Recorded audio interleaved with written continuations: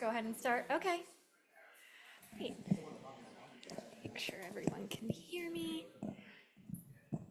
Hi, everyone. Can everyone hear me in person and online? Okay. Okay. Great. Well, thank you. Online can hear me too? Perfect. All right, well, welcome. Thank you all so much for coming today. I'm so excited by this turnout and to be talking with you today. My name is Colleen Miller.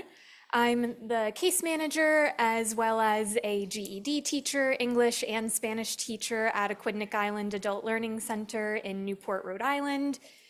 Today, I will be telling you about some strategies I have developed to engage Gen Z age students in adult education and help them be goal-oriented. I'm a Gen Zer myself, so I've been able to make some great connections with the students of this age group in my program, and I'm so excited to share with you how I've done that.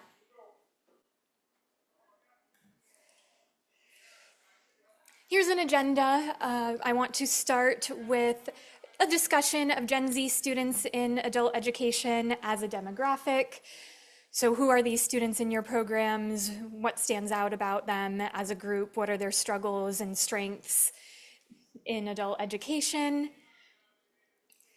Then I'll get right into the strategies, which the strategies fall into two main arenas. The first arena is a youth-centered GED class that I piloted starting last school year. So I'll talk about all of the ways I've incorporated goal setting and goal orientation into that. And the second main arena where I work with Gen Zers on this are one-on-one goal setting meetings. So that'll be the second half.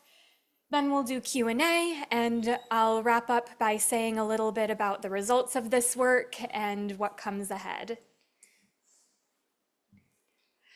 Right, so let's start with the discussion of Gen Z students. Gen Zers in general are defined as those born between 1997 and 2012, so they're about 13 to 28 years old right now. So they are in adult learning programs right now, and they're going to be for a while.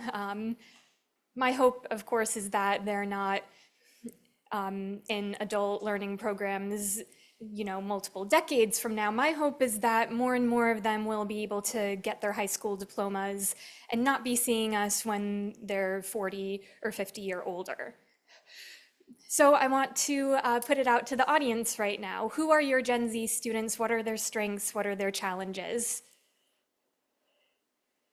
Yes. I would say strengths are technology for sure. And then I would say some of the weaknesses that I've seen is the drive, why am I doing this? How is this going to help me? Which are sometimes easy to answer and sometimes difficult. And then, oh, the microphone. Hang on. Here we go. Would you be willing to just repeat? That way our online friends Yes, can hear. online friends need to hear. I said that for the strengths, technology definitely falls into that arena, and then for weaknesses is the drive or why am I doing this, as well as, sorry, I forgot my second one that I had, but it might come back to me.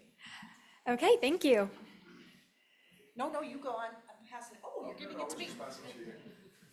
I'll go back there and come back to you. One of the challenges I've seen with some of the younger ones is that they went through the majority or all of their high school career through COVID, and some of them, it really messed up their whole lives. Yes, absolutely. Thank you for bringing that up.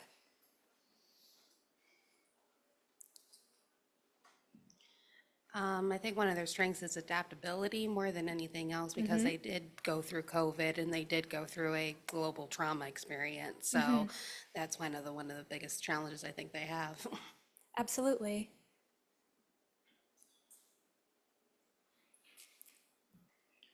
So they, in general, understand technology, but sometimes they don't understand it as well as they think they do. They Absolutely. can watch TikTok all day long, but can they actually, take screenshots and can they attach documents and use Excel and things like that? So true.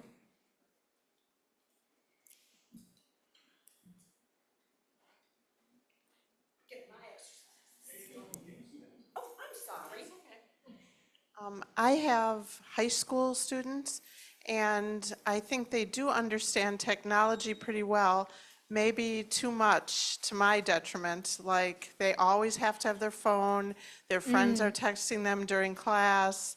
They'll often make excuses like, I have to text my mom, I Oh, have to, yes. you know.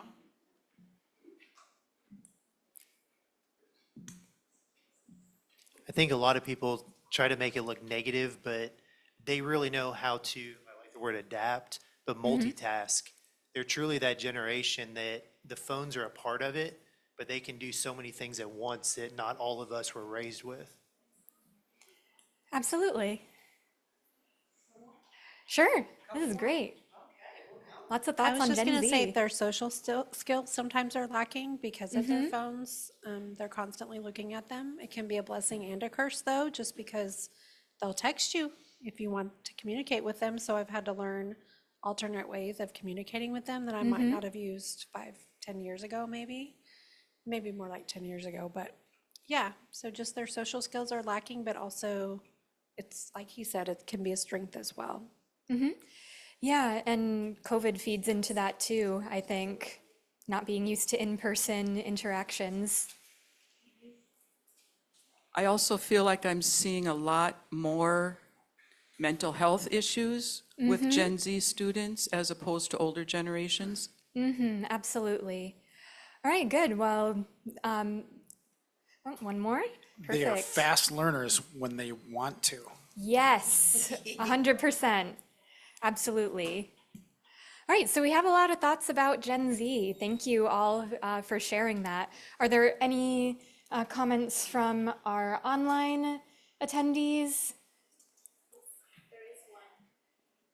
Nick says, I'm coming in late, so I'm sure someone already said this, but if not, our Gen Z students come with a lot of digital literacy skills already baked in due to the increased access and exposure to digital tech from a young age. Absolutely. Right, thank you all for those answers. Over the course of that, pretty much everything that I had prepared was brought up. These are, for me, some of the key points to keep in mind for Gen Zers when it comes to education. The first one is, as many of you said, technology. And there is, of course, a negative and a challenging side to that. Technology can be a huge distraction. Cell phone addiction is very real, and it can be a detriment to these students' learning. But there's a positive too, in that we grew up with this technology. Technology evolved a lot just in our lifetimes alone, but growing up with it meant that we're able to pick up the skills for it pretty quickly. The next point with Gen Z is mental health, and there is a challenging side to it. A lot of Gen Zers have mental health challenges and diagnoses, and that can be a serious detriment to their education or even getting themselves to school. But, this isn't a completely negative thing either. My generation, I think, has done more than any generation before us to fight back against the stigma when it comes to mental illness. So even though we're facing these challenges, I think we are one of the most adept groups at talking about it, vocalizing about it, and being comfortable, having these struggles and talking with our supporters about them. And the last key point for Gen Zers in education that was also brought up is that we were almost all impacted by COVID-19 school shutdowns and had to do remote learning. That has an impact on our social skills, not being used to going out in the world and being in large groups of people.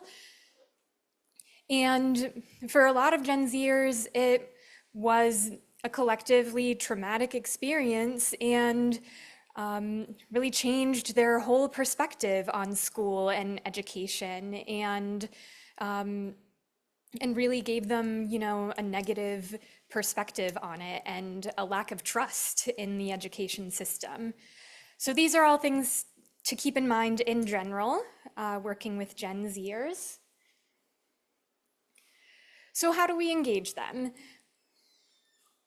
The first set of strategies are within a youth-centered GED class that I began piloting last school year. So the normal GED class schedule in my program is 3 mornings a week. Starting last school year, we added a 4th morning per week. This is required for students who are under the age of 18, and I also highly encourage students up to their early 20s to participate in this class. And the original purpose of this class was to help these students with soft skills. You know, you're not just here to prepare for the 4 GED exams and pass them, but we want you to be prepared for what happens after you graduate. So we work on soft skills like time management, communication, career readiness, professionalism, and critical thinking skills. On screen here, I have a time management activity that I do with students. This is a resource from Clemson University called the Time Management Wheel. By the way, on the Whova app, I have posted a document with links to all of the resources that I'm using in the presentation today. So you can go ahead and check that out, print it out. But an example of an activity I might do with my Gen Zers on their weekly extra day of class would be this activity. They fill out this wheel, they color code it. Each slice is an hour of the day. What are you doing during that hour of the day? And it's a 2-sided handout, so the other side has some questions for reflection. And this class, this extra weekly class for younger GED students has been incredibly successful. It has helped our younger students to graduate with their GEDs in a much shorter time frame than they had in previous years, some of them in just a few months. And it has also equipped them with skills beyond what's covered on the 4 GED exams that they will absolutely use after they graduate.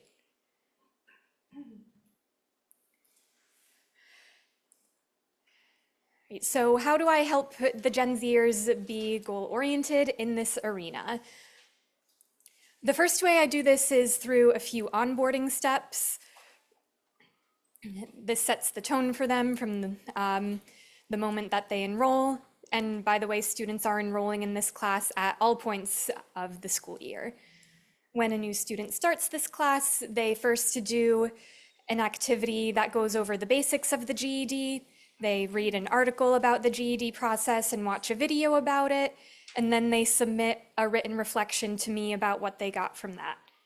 And that does a couple of things. One thing, it helps the student internalize what they need to know about the GED. Now, at this point, on their first day of class, I have already verbally gone over the process of getting the GED with each student, but realistically, they need to hear this information more than once in order to really internalize it.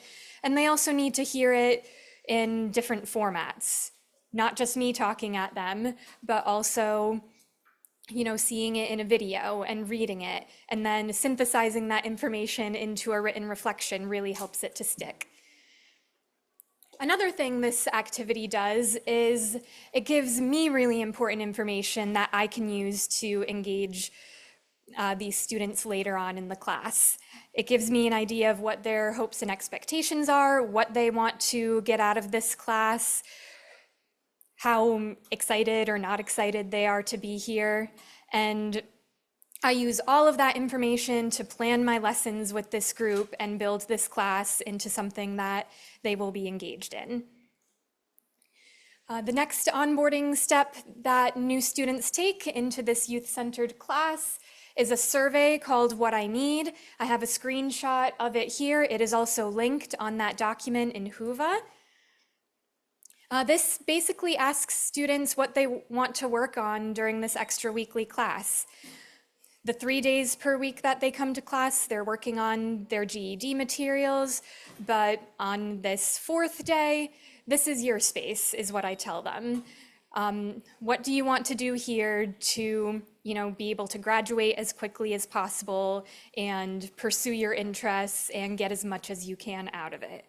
Again, this gives me information that I use later in lesson planning. Gen Z students like to or prefer to hack their education, and hacking one's education is basically the concept that students, especially younger students, are not really interested in learning just for the sake of learning. For them to be engaged and interested in an activity, they have to directly see what's in this for me, how is this going to benefit me?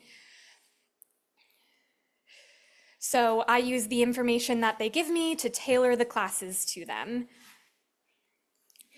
And the other thing that this survey does is it sends an important message to the students.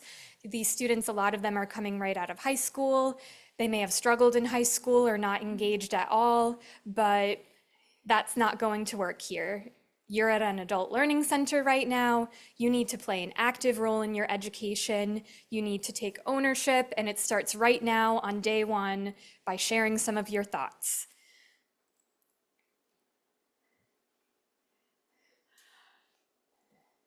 So that was the onboarding process. That's for a new student between the ages of 16 and 18 coming into that extra weekly youth-centered class.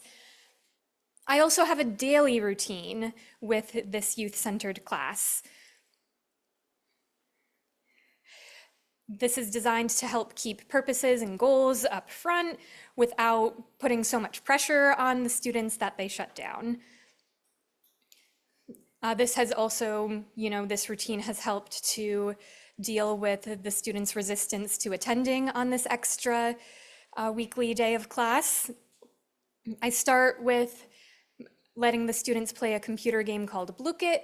If you're not familiar, I highly recommend Blukit. There's a link to it that I put in Whova. It is basically a platform where students can play computer games that test their knowledge on different subjects. So I have added a study pack on each of the 4 GED subjects. So for the first 10 or 15 minutes in the morning when these kids have come into class, I'm not forcing them right into a deep conversation about note-taking strategies or how to build a resume or anything like that. This is a warm-up. You can just, sit for these 10 minutes. Harness your affinity for computer games into some productive learning time. I've also built some incentives into this. The first student to arrive to class gets to choose which of the 4 GED subjects is the focus of the game, and they get to choose which game is going to be played. I have a couple of screenshots from Blukit on the screen here. So the top screenshot with first and second place, that is what is displayed on the board for all students to see who has the most points, who's winning. And the lower screenshot is what a student's screen looks like. The game asks them questions and they earn points for correct answers. Yes. Online, Nick says, let's go Blukit. My K-12 students love Blukit. Good. Yes, I was first introduced to Blukit when I worked in K-12 myself, but you can enjoy this at any age, I think, especially if you're a young adult. So the class starts with a warm-up. I'm not making them engage super deeply yet in any sort of deep discussion or reflection. After the game, there's a question of the day activity. I'll go into detail about that a little bit later, but basically each student answers a simple question. This is to get them talking without having to think too hard or dig too deep or be too vulnerable right from the outset. The next part of the routine is what I call TikTok React. So I will show a TikTok, which is actually a YouTube short video because I don't have a TikTok account, but a lot of the same content is available on YouTube Shorts. But they watch a video about the topic of the class for that day, and there are YouTube short videos out there about any topic that you can imagine. So they watch the video and they type up a short written reflection on it in Google Classroom. This starts to get the student thinking and engaged with the topic of the day, but again, they don't have to get up and talk in front of anybody. It feels, lower pressure, and they're also engaging with this new subject via a form of media that is very familiar and comfortable to them. After those first few steps, after I've got everyone warmed up, is the main meat of the lesson, where I'll teach one of those soft skills, whether it's time management, communication, resume building, or digital literacy. And then for the remainder of the class, which is usually about 90 minutes, the students have free study time. This routine has been very successful. It's really important to keep younger students engaged, to have routine and for them to know what to expect and to know what they're going to get out of this class. At the beginning of this pilot, there was a lot of resistance on students' part to come in. What does this have to do with getting my GED? But by having these steps, they know what to do, there's not a ton of pressure on them, and they know, okay, this is relevant to getting my GED, and I'm going to get a lot out of it.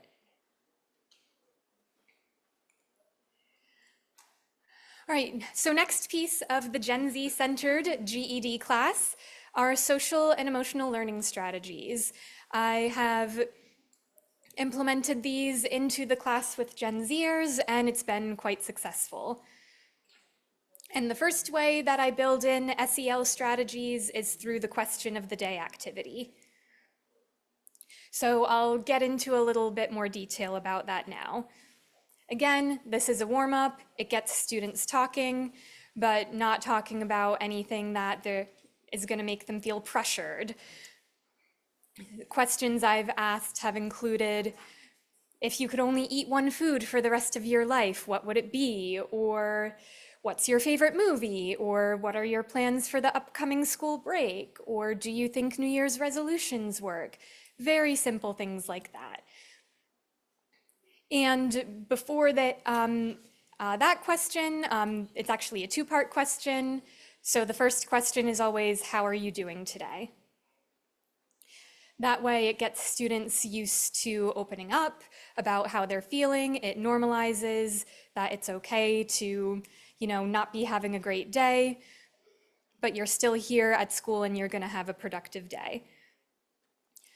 I also answer the question myself before I ask any student to answer it. That sort of opens the door and breaks the ice. And the final piece of this question of the day activity that I use to make it feel low stakes, low pressure, and feel like a game is I toss around this teddy bear. And when you have the teddy bear, it's like the microphone, it's your turn to answer the question. And that helps it to feel like a game as well. So can I actually have two volunteers help me out to demonstrate this? Okay, I'm gonna choose the folks who are closer to the front because I don't have great throwing skills. But for example, I might say, okay, the question of the day is, how are you doing today? And what is your favorite movie? I'll answer first. I'm doing okay today, but I'm a little stressed because I recently moved apartments. I've been packing and unpacking, so I don't know where any of my stuff is. But I'm getting through it. And my favorite movie is, I think,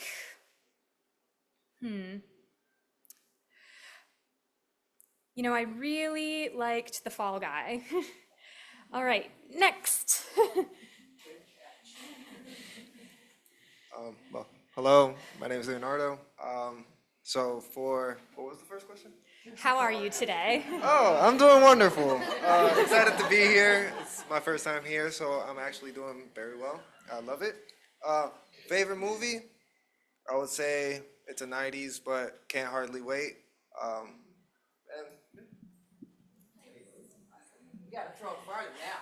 Okay. My next volunteer in the next row there, right? Okay, look alive. Oh, so close. I warned you guys. I warned you. That happens most of the time, but you know what? It gets a laugh. Yeah, no, I'm doing well. I'm pretty excited. I work in a K through 12 behavior classroom, so this is actually pretty helpful, and I'm excited to learn. My favorite movie, I would say, the first Fast and Furious. Very nice. All right, thank you. Thank you for participating. But see how, that sort of broke the ice and, we're laughing. The energy is a lot more, relaxed in the room right now. And that does the same thing for my young students. They're coming in first thing in the morning, they're tired, they're groggy, but, now I've gotten you talking, you don't feel like there's so much pressure. It also creates a safe space, again, for students to express how they're feeling, whether it's positive or negative. And it normalizes, being able to make progress and have a good day, even if you're having some negative feelings today. And it gets the students accustomed to engaging with me and opening up with me. As the case manager of the school, I need to talk with students about their goals and their dreams and their struggles, and it can be hard to open up about those things. But this is a warm-up to that. If you're used to telling me about your favorite movies and your favorite foods, then you're that much closer to being able to open up about the more serious stuff. Was there a question? I was just gonna say, sorry. I was just gonna add a variation on the question of the day. I do work with teenagers doing adult ed as well, trying to get their GED. I do a would you rather, because even less Yes. pressure, you have two options. Would you rather go out for dinner or stay in and cook? Like, it's smaller, and I've noticed to get them engaged even at the beginning, sometimes even a simple question of what's your favorite movie is I don't know. So we're adults, we're working on, and then they're like, I don't know. And I'm like, we're adults, we're working on picking one or the other. This is decision-making 101. So I found, because of a simple would you rather, I can also get them to engage and talk to me better outside of the classroom. So. Yes, thank you so much for that suggestion. I love that. Alrighty, and the next SEL strategy I've built into this class is confidence building. Oftentimes I do that through the question of the day activity. So very often the question of the day is some variation of either what is something you're good at or what is something that you have accomplished recently. But I'll word it in different ways and get really creative to make it interesting. Like, instead of what is something you're good at, I might ask, what's a superpower that you have? And I have even built this into a full-on game sometimes with the students, where we stand in a circle, we pass this guy around again, and when you have this guy, you say something that you've accomplished recently, or you say something that you're good at. And I make clear it can be school-related or not school-related, because your talents and skills and accomplishments outside of school matter too. And by doing this for several rounds, the students are building up this list in their minds of, wow, I'm good at all these things, or wow, look how much I've accomplished in the last week. That builds them up and sets them up to be confident going into their studies. Right, the next piece I've built into the youth-centered GED class are SMART goals.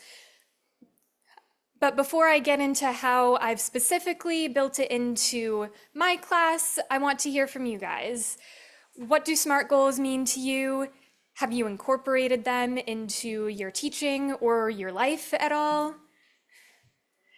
Would anyone like to share? That hand, this one. I'm trying to go off my K through 12 background, but specific, measurable, attainable, I can't remember what R is, and then T, realistic in the time, yes. All right, I know for me and my students, we try to do smaller goals initially. So whether that's using North Star for digital literacy skills, and then, focusing on the GED, following that. Awesome. And I think here, right? Yeah, we work a lot with this when we're writing up IEPs, kind of what is the goal that we have in place, what's the time frame, kind of says the behavior data going to match here in the next 45 days, and then if that, can we do a transition to like the general ed classroom, just things along that line. Awesome. One more hand. For our GDHSCD, we incorporate this in some of the employment skills or the career planning, and they set that at the very beginning because typically we do half of that at the beginning before they even start taking those core subjects and learning those things. And that goal is kind of that really big thing at the end. So we have touch points throughout to just really, okay, you're thinking about this at the beginning, now what points can we touch base on throughout math and science and social studies, and really making sure that's contextualized to make them always remember what their final goal is. Awesome, thank you. Any input from the folks online? Nick says, they've been very helpful with teaching students about short, medium, and long-term goals. So students have goals that are more in-depth than just get my high school credential or make a gain. You see the moment when it clicks, whether that be in how to make a goal trackable or what it means for a goal to be relevant to them. For our young learners, especially who may feel pressure from parents. Good point. All right, thank you, Nick. Thank you, everyone. So I love SMART goals. It's been a really helpful tool for me in working with my Gen Z age students. And here's how I incorporate it into their class. First, I introduce them to the concept with a simple activity. They watch a video and complete a handout to check for comprehension. I may also have them do a short reflection on their own long-term goals in terms of SMART goals. But it doesn't stop there. I am then using SMART goals in class every single day that I'm with these students. So that's once a week. And the way I do that is through the supervised study time that the students have. So the class is 3 hours, about an hour to 90 minutes at the end of class is study time. But before they dive into studying, they're required to submit a SMART study goal for the day to me. So this is just what I want to get done from now until when class is over. I give them examples of what is a SMART study goal versus what is not. As you can see here, this is a screenshot from my Google Classroom. So this is how the student views the assignment. I have a non-example of a SMART goal. I will work on language arts. That's not specific at all. How will you know if you've accomplished anything at the end of class? Then I give an example of what is a SMART goal. I will read lessons 3.3 and 3.4 of writing on my online learning platform. And then adding something measurable, I will take 1 page of notes on each lesson, or I will score at least an 80% on the lesson review for each lesson. So I give the example and the non-example. But then I don't stop there either, because a lot of students are going to, try and get away with as minimal effort as they can with this. So I do get a lot of these vague goals to start, but they're doing this on Google Classroom, so I can use that private chat feature in Google Classroom to say, okay, thank you for that, but can you be more specific? What chapters are you going to work on? Or how many practice questions are you going to do, and how many do you want to get right? And then I actually remind the student, hey, thank you for submitting your study goal. I just responded to it in Google Classroom. Make sure to check out my response. And sometimes it goes back and forth a few times for the student to finally land on a true SMART study goal. Yes, thank you. And after doing this every single week with students, after a few weeks, a lot of them go from having this vague goal to being able to create a true SMART goal for their studies without my even having to ask all those follow-up questions. And, you know, maybe it's because they want me to get off their back with all these follow-up questions, but either way, they've built the habit and they know offhand how to set a SMART goal, even if it's just for a day of studying. The next piece I've built into the youth-centered GED class is what I call Mini Career Day. This is a guest speaker series that I have begun specifically for the younger students, and I can't recommend this enough. We as adult educators have so many important lessons to teach our students, but those lessons and those messages are so much better received when they come from a new person, a new and interesting person, a person the student can relate to, maybe someone that they see as more of a peer or role model than an authority figure. And, you know, while it's hard for us as teachers oftentimes to engage these young students, you know, we ask them a question, they don't feel like answering, we get silence. I have seen my students truly come alive when someone takes the time to come in and talk with them. And I have some tips for you as school staff to make it, you know, as least labor intensive as possible to have a guest speaker series. First, when it comes to recruiting your speakers, you need to make the task as non-daunting as possible because a lot of people don't like public speaking, but it really isn't that if you think about it. I usually tell my guest speakers, come in, do a 60-second introduction of yourself, then we'll go straight into a Q&A, just to be yourself.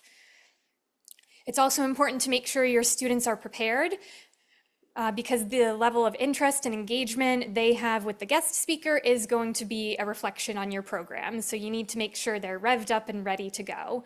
So I'll give students multiple reminders in the days leading to the guest speaker's visit. Hey, this guest speaker is coming. Here's what they do. Think about questions to ask them and write them down. I even have a list of generic questions. I print that out, give a copy to each student. That way they don't have to come up with anything on their own if they don't want to. And finally, I do a warm-up with the students. So before I bring the guest speaker in, I make sure everyone has that list of questions and I say, okay, let's get warmed up. Everyone ask me one of these questions. This is just to make sure I've gotten them talking before I bring the guest speaker in.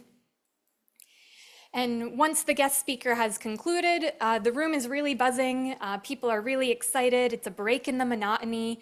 So I try and harness this, energy by having students reflect right away, usually with a Google form where they reflect on what they heard, how it relates to their goals, and even what kind of guest speakers they want to see in the future. That way they know that, their input still matters and they are, an active part of this. Right, so that wraps up the youth-centered GED class. That's, arena number 1, where I've built in goal setting and goal orientation. I'm going to move on to the next one, but any questions before I move on? Yes.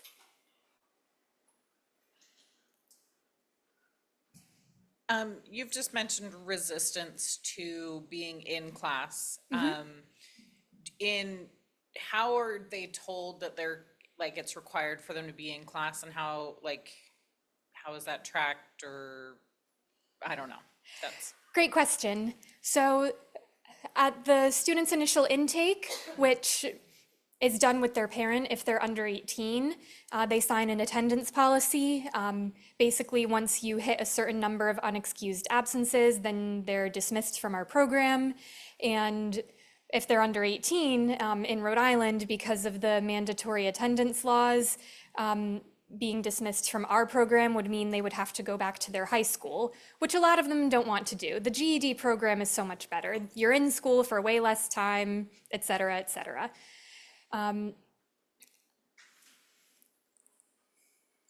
Anything else? Anything from online? Yes. Our program works with the juvenile probation officers in that program.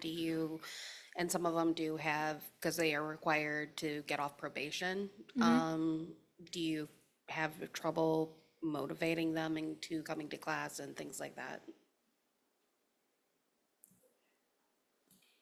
Great question, and oftentimes, yes, absolutely. Because for a lot of these students, the reason they're coming to GED class in the first place is because they never showed up when they were in high school. And some strategies I have to address that are doing meetings with myself, my school director, the student, and their parent to give a formal warning. I also have a good relationship with our town's local truancy officer, so I can request that he pay the student a visit. And sometimes the school district from which the student originates will intervene as well and have a meeting with the school staff and the student and their parent, which has helped to turn things around. All right, any other questions? Okay. Okay, so the next arena in which I engage with Gen Zers on their goals are one-on-one goal-setting meetings. As the school case manager, this is part of my responsibility for all students of all ages, but there are specific ways I engage with Gen Zers that I'll tell you about. Every meeting with every student is going to be different, but it boils down to 4 key points that I make sure to go over with the student. Interests and motivations, because you have to know why you're here and why you're getting your GED. Supports and challenges, so that way you can prepare for when things get tough. Study habits, that's really important for kids coming right out of high school. You know, they don't really know how to study on their own. And finally, a timeline for the GED exams, so setting deadlines for themselves. So I'll talk about each of those 4 points and how I engage with Gen Zers on them. But first, and maybe for time we'll have maybe just 1 or 2 people answer this one, but think about the Gen Zers in your programs. Why are they getting their GEDs? Their parents are making them, Their yes. parents. I'm sorry? Because normal school didn't work for them. Because normal school didn't work for them, yep. Not enough credits. Not enough credits to graduate. Maybe you Yep. should repeat. So not enough credits to graduate. Regular high school didn't work out. Their parents are making them. All right, let's do 1 and 2, and then we'll move on. Probation or court mandated? Probation or court mandated, absolutely. They think it's the easier or quicker route. Yes, they think it's the easier, quicker route. Someone from online? Yes, Debbie online says their high school was boring. Oh yeah, absolutely, absolutely. All right, so thank you. Yep, and those are things that I hear every day from my Gen Zers too. So it can be challenging to engage them on their interests and motivations for being here. I always start by asking, what are your interests? But you know, I absolutely do not stop there. It takes a lot of follow-up questions to help students get specific and to find something that is getting them excited to get their GED. Because if they're just doing it because their parents are making them, or because it's court mandated, or because of, you know, some external thing, then they will not be motivated to get it done. So some examples of questions I ask to get students thinking about this would be, what are your hobbies? Have you thought about making a career of that hobby? What do you like to do in your free time? Do you work right now? Do you work a part-time job? Do you like that job? Do you think there's a future with it? Or even, you know, what is an activity, anything that you enjoy so much that time flies when you're doing it? Younger students are more apt to give answers, you know, like you all just said when you ask them, why are you getting your GED? My parents are making me, I have to. But, you know, don't mistake answers like this for carelessness, because really, oftentimes it's just coming from the fact that these students aren't used to thinking or talking about these things. They're used to being obligated to go to school. Maybe no one asked them what they wanted or what their thoughts were on the matter. Or maybe there was a time in the past when they were vulnerable about it and they got shot down for it. So it's not carelessness, it's not being used to or comfortable having these conversations. So it's really important to keep asking questions and show that you care and that you're invested. Always be positive, asking, what a student likes to do in their free time, they're probably going to say video games or I want to be an influencer. But, cast your personal opinions aside and be positive. Be grateful that they're sharing with you at all. Because the second a Gen Zer feels judged, they're going to shut down. Even if you're not meaning to be judgmental, if they take it the wrong way, then that can have really negative effects. And it's also really important to front load this conversation by letting the students know that the goal here is to have a discussion. The goal here isn't to commit to anything. None of us knew what we wanted to do with our lives when we were 16. So the goal isn't to make a plan for your life. The goal truly is to just get the student talking and engaged and find something that gets them excited, that gets them to keep coming to class every single day. So make it clear that, there's no judgment or consequence for whatever answers they may give, and there's no judgment or consequence if their plans change. I had one student who, in the 2 years he was with us, went from wanting to be a fashion designer to an electrician to working in manufacturing. And there's absolutely nothing wrong with changing your plans. Make sure they're not feeling judged on that front. The next thing I talk about with students in the goal setting meeting are challenges and supports. It's really important to front load this because there's a common misconception that getting your GED is the easy way out, and that is not the case at all. It's really important to front load this with students so that they can mentally prepare. If they are thinking this is going to be easy and they encounter a challenge, then they might shut down. I ask students to get really specific about what supports they have as far as people in their lives who are helping them or resources. I also try to get really clear and specific about the support they have from the school and what steps they need to take to access that support. That's really important. Younger students, they're still minors, are used to maybe having their parents or their teachers advocate for them. Advocating for yourself for the first time can be really daunting. So telling them exactly what they need to do to get the support and normalizing that they will probably need it and that's okay is really important. For example, I'll tell my students, I am always available if you need me during class. See this desk in the hallway here, right outside of the classroom? This is where I'm located most of the time during class. You can step out of the classroom and come grab me if you need anything. Knowing the specific steps to ask for help really makes it a lot less daunting. Again, a lot of these students are afraid to ask for help for a lot of reasons.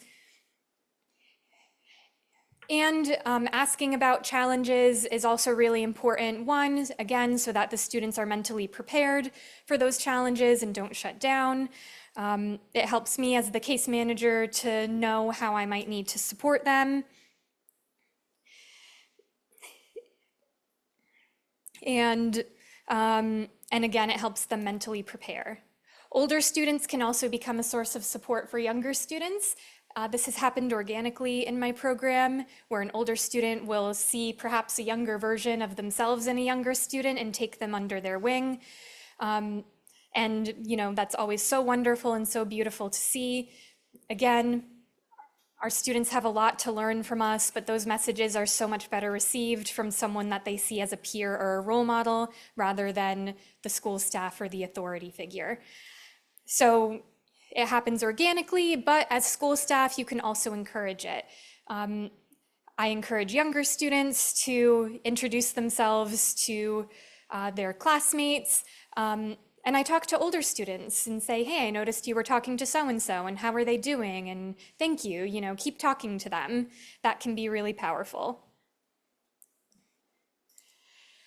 The next piece I talk about in that goal setting meeting is study habits. So this is making clear to students that showing up to class is not enough. You need to study in your free time as well. I use college as an analogy for this because when you go to college, you're all of a sudden not in class for 6 hours a day and the teacher is holding your hand the whole time. You're in class for maybe 2 hours a day and you have to do a lot of the studying and learning on your own. Well, same thing with the GED. I do a lot of questioning to help students get specific about how much they're studying and what they're actually doing when they're studying. You know, if they studied for 3 hours last night, but by studying they mean they had their laptop open to their online learning while playing video games, that doesn't really count as studying. So I ask them what they're doing. Are you taking notes? Are you flipping through the online lessons? Are you watching videos? Are you looking up terms or concepts that aren't clear to you just from reading the lesson, et cetera, et cetera? And are those things working for you? If not, I'll suggest other strategies. This again goes into helping students to begin to take ownership of their education and to be self-aware of their study habits and how they're working. And I also use time management tools to help students find the time to study. So I will give them a blank hour-by-hour schedule grid that looks something like this, and have them fill in first their obligations. So when are you in class? When are you at work? And then once they've filled all of that in, I'll say, okay, here's where it's blank. Here's where you have free time. Where within that free time can you study? And right there and then with me, I have them block off the time.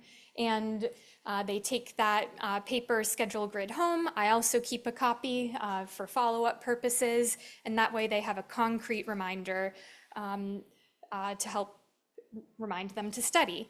Sometimes I'll encourage them to set a reminder on their phone as well.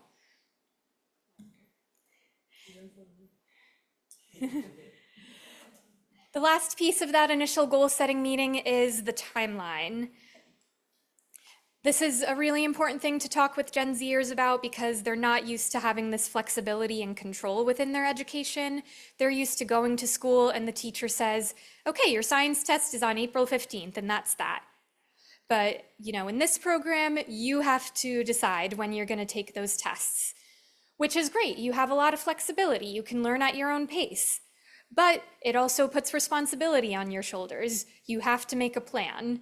I use the concept of Parkinson's law to explain this to students. That's the concept that a task will expand to fill all of the time that is available to complete it.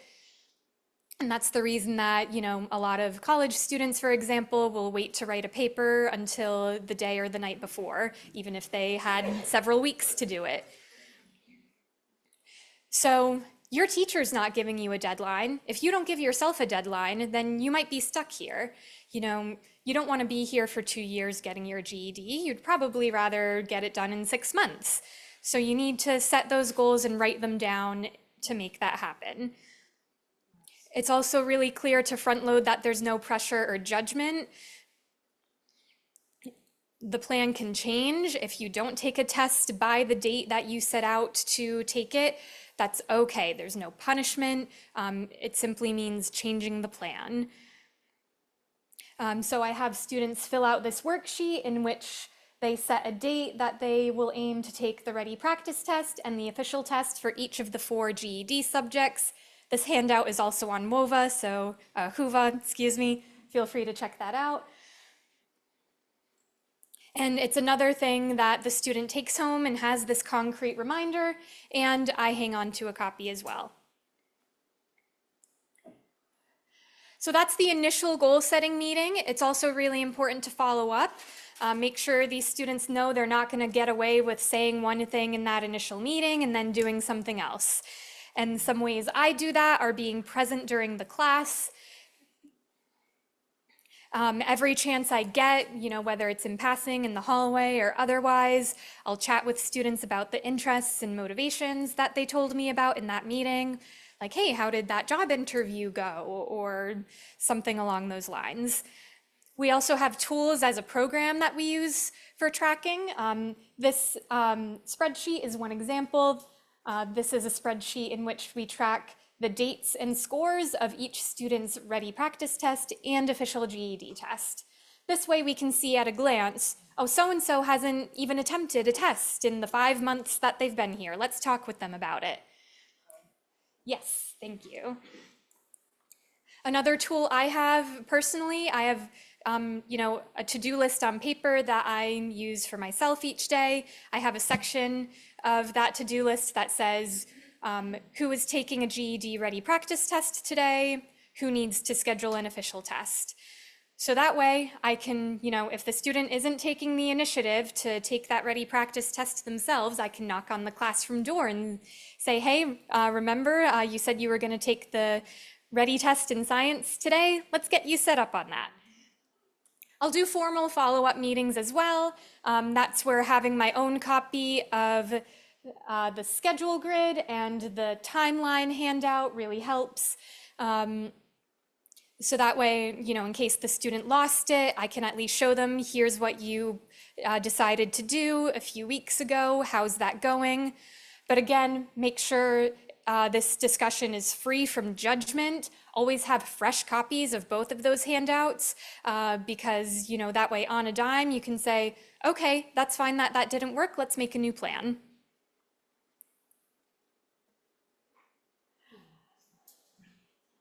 Right, any questions? Yes.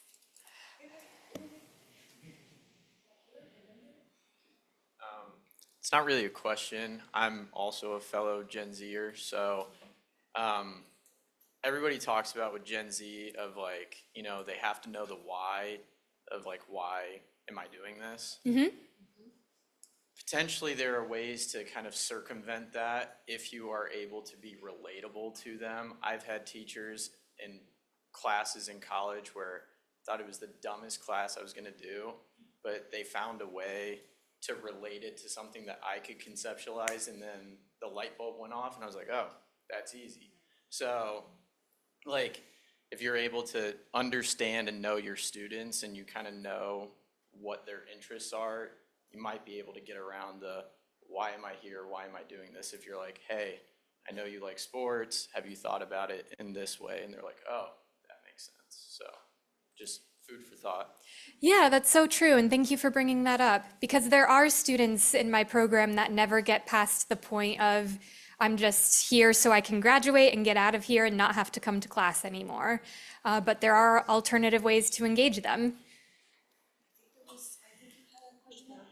I was just curious, the number of students that you serve, your program serves? Absolutely. So our program has a wide variety of trainings, ESOL. For GED specifically, we've got about 50 students on the roster for this school year. And, students come and go, so that, changes a lot. And for students who are under 18, I have a group of about 10 right now, but that's also changing all throughout the year. And with all of the other programs at my learning center, it's a few hundred a year.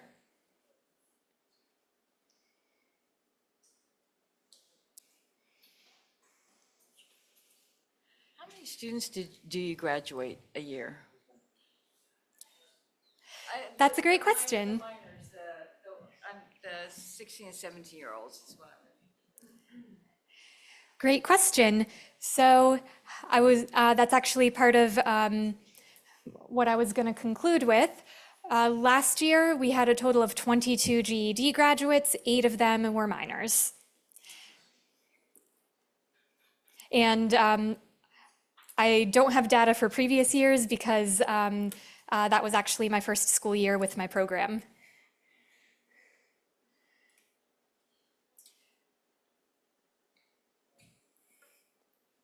Okay, any questions from online? Nick says, no questions at this time. Just wanted to thank you for hosting this talk as a fellow Zoomer. Thank you. All right. Yes, one more question in the back there.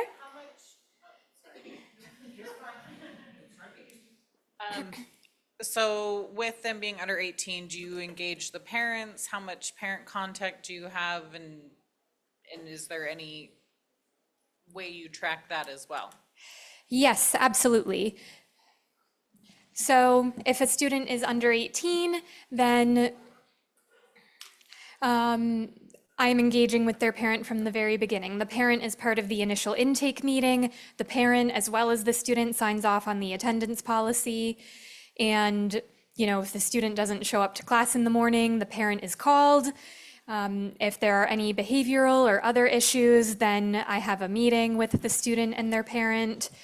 And I also produce for each student who's a minor a weekly report that reports their attendance and their progress. That gets sent to their sending school district, and the school district then communicates the information to the parents.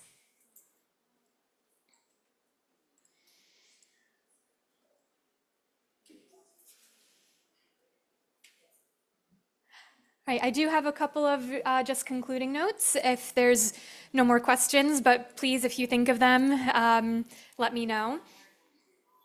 So as I said, last school year, our program had 22 GED graduates, 8 of whom were under the age of 18.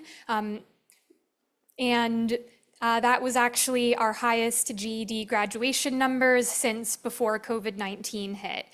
So it was a big jump for our program. And among the students who were under 18, several of them went straight on to enroll in the local community college, which is huge. To go from, you know, school isn't for me, high school's not working out, to then get your GED and then immediately say, I want to keep going to school, that's huge. That reflects a change in mindset. So this is, you know, engaging these students can be labor intensive. It takes a lot of questioning, follow-up questions, remaining positive in the face of, you know, students who seem like they're careless, but it is absolutely worth it. You know, I've built a rapport with these students. I've equipped these students with soft skills that will only help them after they graduate. You know, they don't just have a GED. They know how to set SMART goals now. They know how to manage their time and make time for things that are important to them. One student even asked me to become her mentor at the graduation ceremony last year. And I'm her mentor to this day from that rapport I started building with her when she was in school. And, you know, looking ahead, I'm also really excited to expand our guest speakers series at the program because, you know, every student who graduates and you've built a good rapport with them, oftentimes they'll want to give back and they can become your next round of guest speakers who inspire the next cohort of students. And that's it, unless there's any more questions. Thank you. All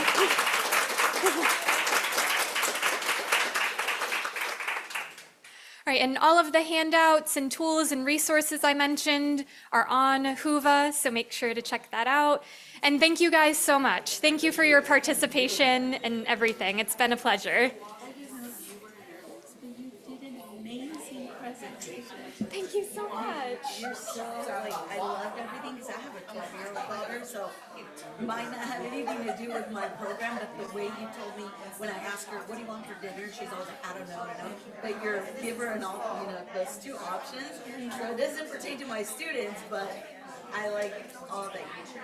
Thank you so much. So you seem very nervous. This was easily the best session I've been to. Really? Yeah. Thank you so much. I very much enjoyed it. Thank you. I got some good ideas for my program, so. That's awesome. What's your name and where are you from? My name is Bo. I'm from here in Dallas, just north of. Oh, nice. So, it's not very far at all. You got some good ideas. Yeah, thank you so much. Hi. Hi. Your program sounds very similar to my program. Cool.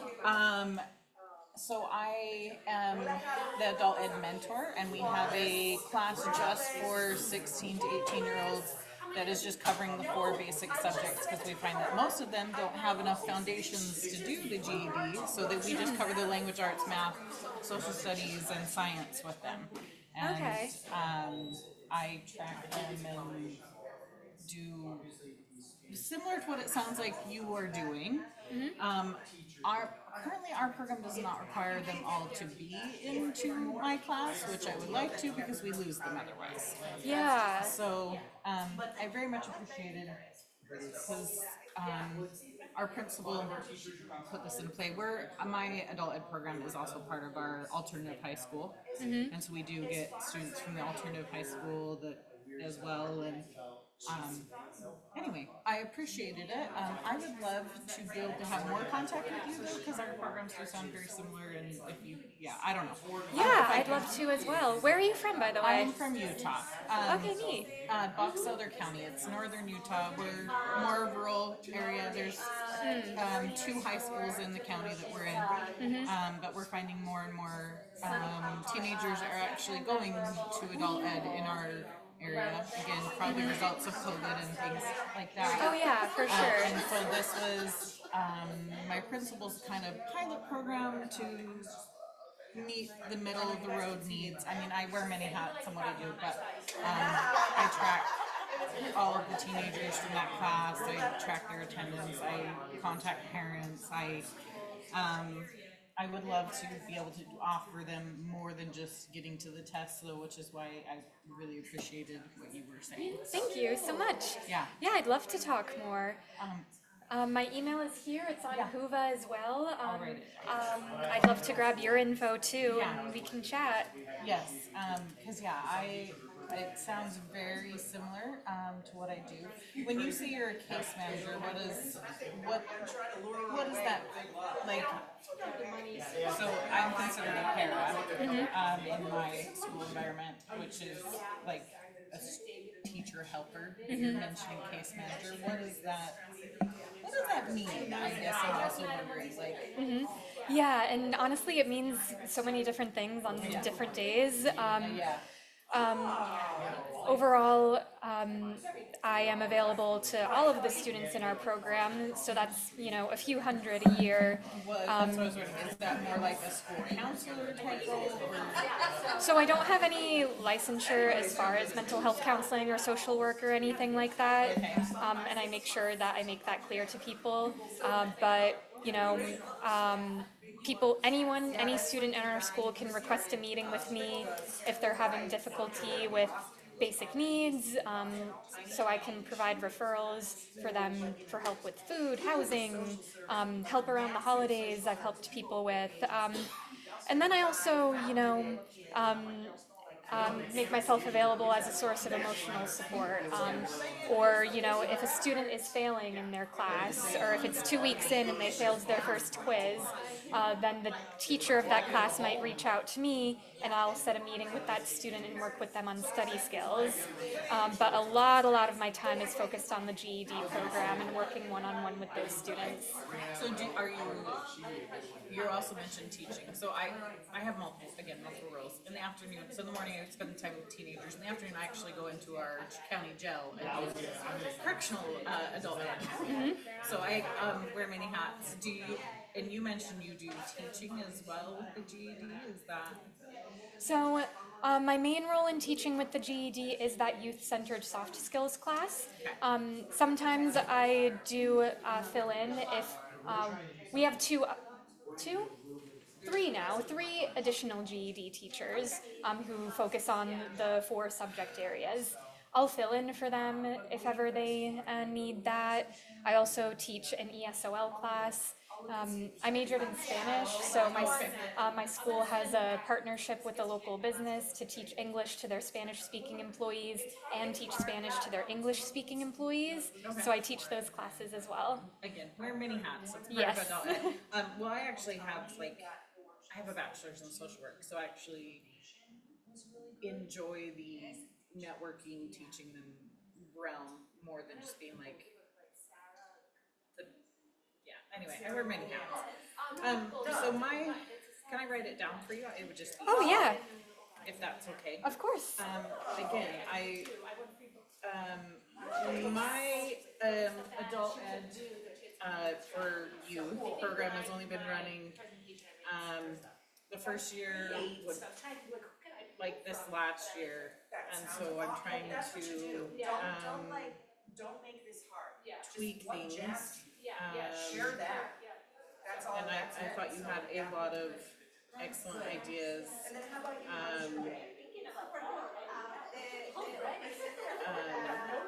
So I don't know, since our roles sound, I haven't really found anybody whose role sounds somewhat similar to mine, and so I just appreciated that, they sounded similar, so I would love if you, like, if we can share ideas or whatever, that would be, Yeah, I would love that.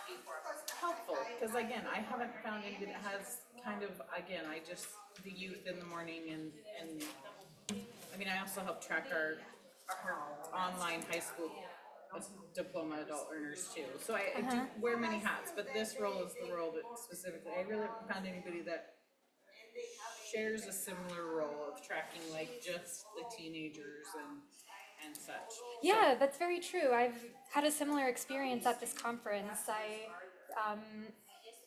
I've seen similar roles to mine, but not someone I've related to quite as much. Yeah, so I really appreciate, I thought it was very helpful, and some things I wanna change in how I think, again, I wanna change, so it is required to be in the class.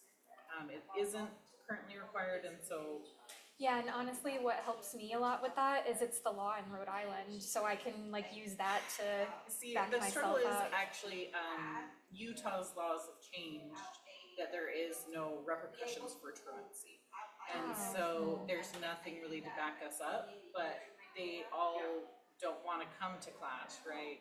But Yeah. they still need the engagement with peers, and then, so they think they'll do it at home by themselves and they don't, so then they just drop off and we're gonna see them again down the road years from now, whereas I'd love to catch them at this point before we get to that point. Yeah, absolutely. What I can do as well, I can email you, this is something I didn't put on MOVA, but I can email you a copy of the attendance policy for younger students that I have them and their parents sign. And that is sort of another way of coming really strong out the gate, like I would love you that, have to because be I showing really up. do, I'm gonna talk to our principal and say that I think it does need to be required.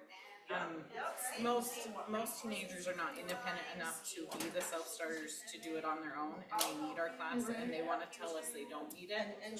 But it's a big difference between the groups. There are a few, I won't say nobody can do it on their own, there are a few that have done it on their own, but most of them need somebody actively kind of helping them along the way.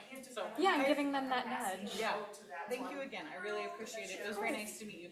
Colleen, right? Yes, and Tracy? Yeah. So nice to meet you, and thank you for all your questions and insights Well, as again, well. because your role sounds very similar, so I'm like, oh, sounds like she does what I do, so wait, how can I do this better? And so I really appreciate it.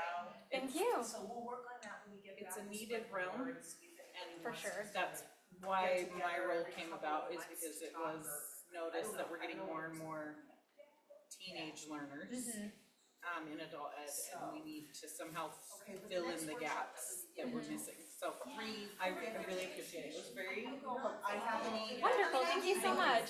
Take care. I'll go with you. Hi. Oh, sorry.